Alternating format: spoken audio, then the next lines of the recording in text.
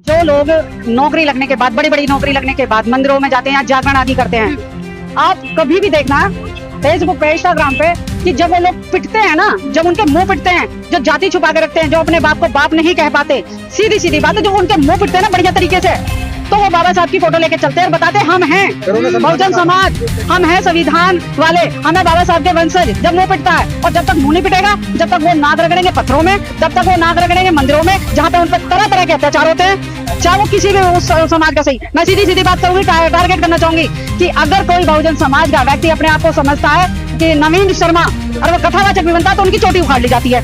ठीक है, पहले तो सुना था कि सिर्फ गाय का मूत्र ही शुद्ध है, अब तो पंडितानी का मूत्र भी शुद्ध हो गया। गाय का भी खत्म, गंगा जल खत्म, अब तो पंडितानी का मूत्र शुद्ध उन्होंने कर दिया, और फिर भी वे ना वहीं पे नाक रगड़ रहे हैं। तो उनकी बेवकूफी का इससे बढ़िया और क्या हो जाएगा बताओ।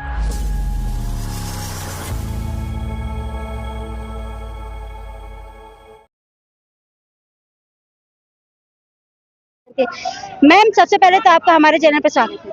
बहुत बहुत स्वागत, बहुत बहुत साधुवाद आप सभी के चैनल के लिए, और बहुत बहुत शुभकामनाएं कि आपका चैनल अच्छी तरक्की करे, प्रगति करे।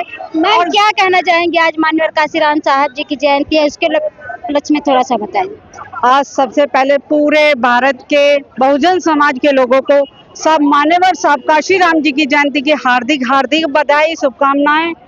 और जो साहब काशीराम जी का जो कारवा रहा है, जो उनका काम रहा है, जैसे कि DS4 बनाया है, BSP बनाई है, और बाम सेफ का निर्माण किया, और हर उस व्यक्ति के दिल में, दिमाग में एक ये शब्द भर दिया कि जो लोग कभी ये नहीं सोच सकते थे कि कभी हम इस देश में आज़ादी से खाना खा सकते हैं, आज़ादी से हम कहीं भी जा सकते हैं, आ सकते हैं।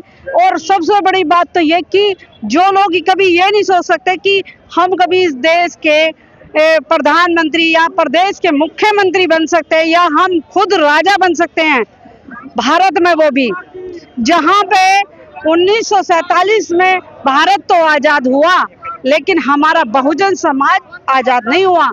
जब तक आज़ाद नहीं हुआ, जब तक बाबा साहब डॉक्टर भीमराव अम्बेडकर जी का संविधान देश में लागू नहीं हुआ। उस देश में कि जैसे एक सपना देख लिया और सपना जैसे उठे तो वो सपना खत्म।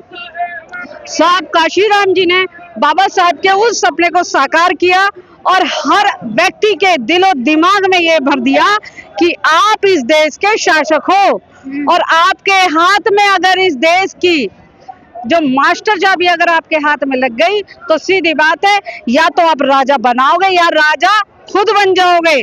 और उसी का ये नतीजा रहा कि बहन कुमारी मायावती जी भारत के सबसे बड़े राज्य उत्तर प्रदेश की 4 बार मुख्यमंत्री बनी। और हर व्यक्ति, जब बहन जी का जब शासन था, तो हर व्यक्ति ये सोचता था कि बहन जी खुद जो मुख्यमंत्री हैं, लेकिन मुख्यमंत्री की सीट पर हम खुद बैठे हुए हैं। महिलाओं को जो बोलने का अधिकार मिला, आज महिला जो अच्छी तरह से बोल पा रही हैं, या आप देख रहे हो कितनी सारी महिलाएं हम समाज में है, काम कर रही है, मिशन मूवमेंट में काम कर रही है, तो वो बहन जी को अपना आदर्श नेता मानते हुए, बहन जी को अपना आदर्श मानते हुए आज उनको जो है सलूट है कि बहन जी ने आज इतना अच्छा काम कर रही हैं। और आप ये जो नोएडा का पूरा पार्क जो देख रहे हैं, इसी तरीके के पार्क हमारे लखनऊ में बने हुए हैं।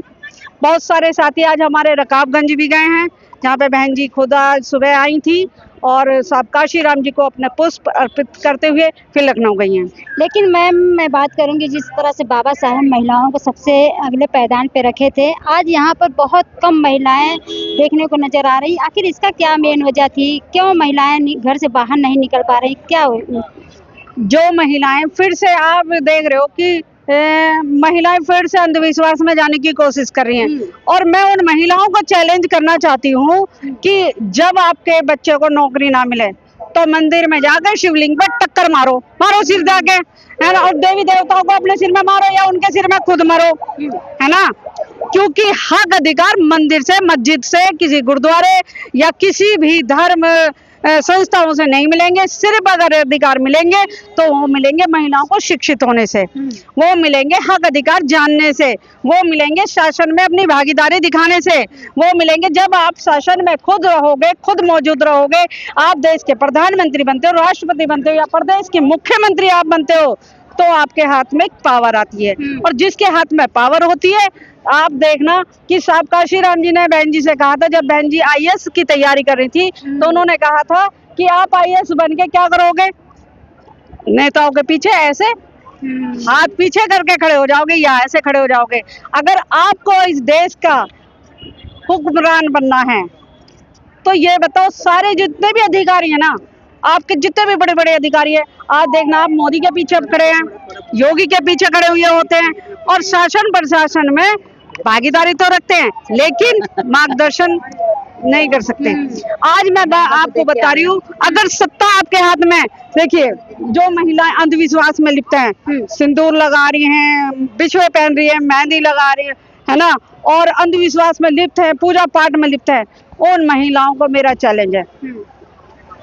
और कोई भी अगर इस बात पे कहना चाहे तो मैं कहना चाहती हूँ कि मेरे जैसी लड़की तो चैलेंज करना चाहेगी और करती हूँ मैं तो, ठीक, कि बाबा साहब ने हमें इतने अच्छे ये जो कपड़े दिए हैं, हमें शिक्षा का अधिकार दिया, हमें सबसे बढ़िया अधिकार कि हम इस देश के राजा को चुन सकते हैं अपनी एक वोट की चोट से। हम जब चाहे उसे हटा सकते हैं, 5 साल बाद हमें मौका मिलता है, ठीक है, लेकिन हमारे बटे होने की वजह से आज हम 2012 के बाद से सत्ता से बाहर हैं। और मैं प्रदेश की तमाम बहुजन समाज के लोगों से आग्रह करना चाहूंगी कि 2027 ज्यादा दूर नहीं है। क्या लगता है 2027 में आप लोग ला रहे हैं बहन कुमारी भारती जी को? बिल्कुल बिल्कुल, हमारा तो यही है। आपने लखनऊ की भीड़ देखी थी, ठीक है, आज आप नोएडा में देखो, ठीक, अब जो टाइम है, इस टाइम आधी पब्लिक तो आपको देखो पार्कों में घुमाई देती दिखाई देगी। आज यहाँ पे कम से कम लाखों की संख्या में लोग यहाँ पे थे, सुबह से बसें लगी हुई थी, बसों से लोग आए हैं, दूर दूर से आए हैं, दूर प्रदेशों से आए हैं, सिर्फ किस लिए कि ये बहन जी का ही नहीं है, आज हमारे माननीय साहब काशीराम जी का जन्मदिन है। जो महिलाएं अंधविश्वास पाखंडवाद में मैम लिप्त हैं, वो महिलाएं आखिर कब अपने इतिहास को जानेंगी? क्योंकि यहाँ पर अभी हम 2-4 महिलाओं से बात करने की कोशिश की, लेकिन वो महिलाएं बोल नहीं पाई, वो तुरंत भाग गई। इनको कैसा संदेश देना चाहेंगी, क्या और लोगों को करना चाहिए, कैसे अंधविश्वास और पाखंडवाद से निकलेंगी, अपने महापुरुषों को जानेंगे? देखिए, मैं आपको एक चीज बता दूं, महिलाएं क्या समझती हैं, महिलाएं ये समझती हैं वातावरण जो इस टाइम जो चल रहा है वो टीवी के माध्यम से हम पे मनुवाद थोपा जा रहा है, अंधविश्वास थोपा जा रहा है। आप देखना टीवी पे महिलाएं ऐसे लगी रहेंगी, सीरियल चल रहे हैं, इतनी इतनी जूड़े पहन ली है ना, इतना लंबा नाक से लेके यहाँ तक का सिंदूर लगा लिया, फिर तुलसी में पानी डालना, फिर भगवानों के सामने और कोई एक्सीडेंट, काल्पनिक रूप से वो दिखाते हैं कि कहीं एक्सीडेंट हो गया तो भगवान के मंदिर में जाते हैं और घंटा घूमता, मंदिर घूमता है और सब चमत्कार हो जाता है। ये सिर्फ फिल्मी दुनिया है।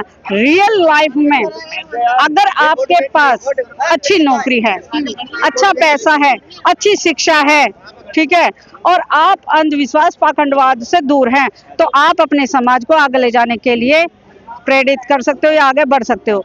अगर आप इन चीजों में लिप्त रहोगे, ठीक है, तो सीधी बात है, उन्होंने आपके पैसे को चुराने का, आपकी नौकरियों को छीनने का, आपके हक अधिकारों को छीनने का पूरा षड्यंत्र बना दिया है। लोग कहते हैं कि बाबा साहब की संविधान की बदौलत हम आईएएस या आईपीएस जो भी इंजीनियर बन जाते हैं, लेकिन बनने के बाद वो लोग भी जाते हैं उसी मंदिर में चढ़ावा चढ़ाते हैं। उस समय संविधान या बाबा साहब क्यों नहीं याद आते हैं?